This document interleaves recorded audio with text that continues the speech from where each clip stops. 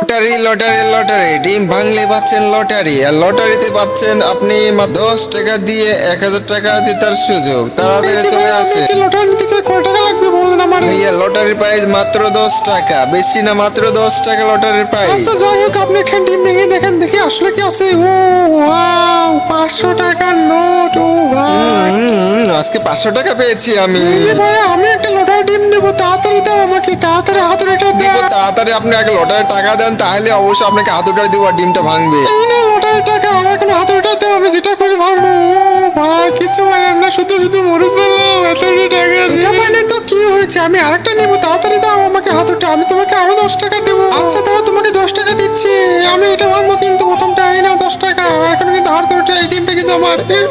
ভাই, ডিমটা ভেঙে মাত্র 1 টাকা পেলাম। এই তোমরা তাড়াতাড়ি চ্যানেলটা সাবস্ক্রাইব করে দাও, একটা লাইক করে দাও, মরিচটা খুব ঝাল।